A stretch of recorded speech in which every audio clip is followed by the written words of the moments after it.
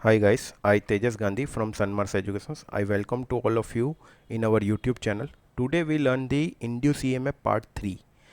जैसे हमने induce EMF part 1 और पार्ट 2 में dynamically induce EMF and self induce EMF की बात की, आज हम बात करेंगे mutual induce EMF.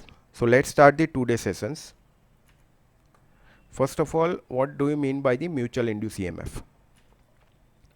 The EMF induced in a coil due to the change of flux produced by another neighboring coil linking to it is called a mutually induced EMF. Mutually induced EMF किसको बोलते हैं? जैसे मान लो कि मेरे पास एक particular magnet है, उस मैग्नेट के ऊपर हमने कॉइल वाउंड की है और उस कॉइल को हमने कनेक्ट किया है किसी बैटरी के. जैसे ये पर्टिकुलर पोर्शन जैसे हमने सेल्फ इंड्यूस ईएमएफ में देखा था वैसा ही है. So a one coil is connected across the battery and with battery is connected in series the resistor as well as the switch. तो यहाँ पे स्विच आप जब क्लोज करोगे तो उस पर्टिकुलर कॉइल में से करंट फ्लो होगा और जो रेजिस्टर है वो करंट कंट्रोलिंग पर्पस है के लिए. तो यहाँ पे जो है पर्टिकुलर एक कॉइल को हमने सप्लाई दिया है और दूसरे मैग्नेट के ऊपर भी कॉइल वाउंड की है, उसको हमने किसी गैल्वेनोमीटर के साथ इंडिकेट मतलब गैल्वेनोमीटर के साथ कनेक्टेड किया है और गैल्वेनोमीटर इंडिकेट करेगा कि पर्टिकुलर कॉइल बी के अंदर ईएमएफ कितना इंड्यूस होता है. So coil A is connected across battery with resistor with switch.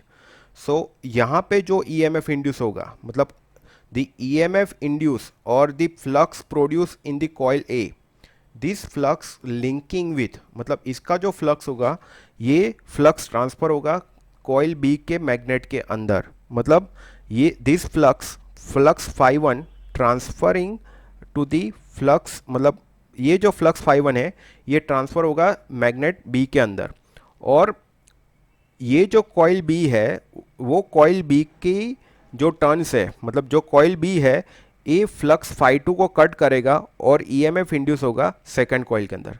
So in short the finally say that कि मैं यहाँ पे यही बताऊँगा कि कॉइल वन के अंदर मतलब कॉइल ए के अंदर करंट आप अप्लाई कर रहे हो, उस कॉइल के मतलब एन मल्टीप्लाई बाय आई क्या होगा एम एम एफ.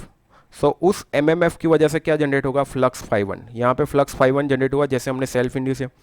ये फ्लक्स मतलब उसके नेबरिंग में हमने एक और मैग्नेट लगाया है. तो ये नेबरिंग मैग्नेट क्या करेगा, ये जो फ्लक्स जनरेट हो रहा है flux phi one first magnet के अंदर वो उसके साथ लिंक होगा. मतलब इसका फ्लक्स इसके अंदर ट्रांसफ़र होगा और कॉइल बी उस पर्टिकुलर फ्लक्स को कट करेगा और ईएमएफ इंड्यूस होगा एज पर फैराडेस लॉ किसके अंदर कॉइल बी के अंदर. तो as per Faraday's law coil b के अंदर ईएमएफ इंड्यूस होगा और जो भी ईएमएफ इंड्यूस होगा वो इंड्यूस करेगा करंट और वो इंडिकेट करेगा कौन गैल्वेनोमीटर. सो उसको हम म्यूचुअल इंड्यूस ईएमएफ बोलते हैं. मतलब एक कॉइल को करंट अप्लाई किया और ईएमएफ किसके अंदर इंड्यूस हुआ दूसरे कॉइल को. ऐसा हम उल्टा भी कर सकते हैं, अगर दूसरे कॉइल को आप वोल्टेज अप्लाई करें बैटरी से और ईएमएफ आपका फर्स्ट कॉइल के अंदर भी इंड्यूस हो सकता है. If the current flowing through coil A is change by the changing the value of variable resistor R. जैसे मैंने हमने सेल्फ इंड्यूस ईएमएफ में देखा था कि resistor r is controlling the current flowing into the coil a. तो यहाँ पे जो करंट फ्लो हो रहा है पर्टिकुलर फर्स्ट मैग्नेट वो करंट कंट्रोलिंग कौन कर रहा है resistor r. So when switch s is closed at that time the current I1 is flowing into N1. तो जब स्विच क्लोज करोगे तो I1 करंट N1 टर्न्स के अंदर मतलब कॉइल ए के अंदर फ्लो होगा. So MMF1 that is equal to N1 multiply by I1. So that why the flux phi one is produce. तो MMF1 क्या होगा फ्लक्स फाई वन जनरेट करेगा. तो फ्लक्स फाई वन पर्टिकुलर इस कॉइल के सराउंडिंग में generate होगा. अब हमने क्या किया उसकी नियरेस्ट में एक और मैग्नेट यूज़ किया है और उस मैग्नेट के ऊपर भी कॉइल वाउंड की है जिसको हमने नाम दिया कॉइल बी.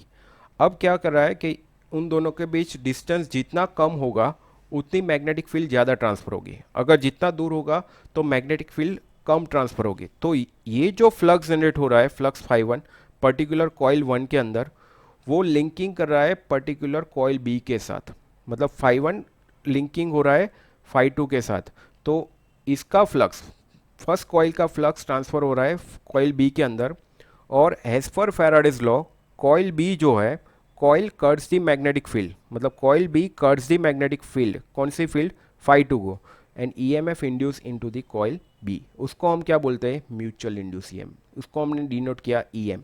वैसे ही इसके अंदर भी जनरेट हो सकता है self induce EMF. Coil a flux φ1 को कट करेगा as per Faraday's law, EMF induce into the coil a, उसको हम क्या बोलेंगे, ईएस, मतलब सेल्फ इंड्यूस ईएमएफ।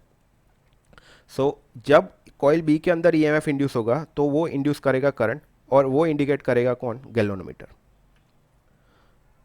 सो जैसे मैंने बताया कि स्विच एस को जब क्लोज करोगे तो करंट I1 फ्लो होगा कॉइल ए के अंदर। तो अगर आप करंट की वैल्यू चेंज करते हो according to the, if resistor value is change either increase और डिक्रीज, उस तरह से यहाँ पे करंट की वैल्यू क्या होगी, चेंज होगी, आइदर इंक्रीज और डिक्रीज। उस तरह से आपका फ्लक्स φ1 की वैल्यू भी चेंज होगी, क्योंकि एमएमएफ चेंज हो रहा है, φ1 चेंज होगा।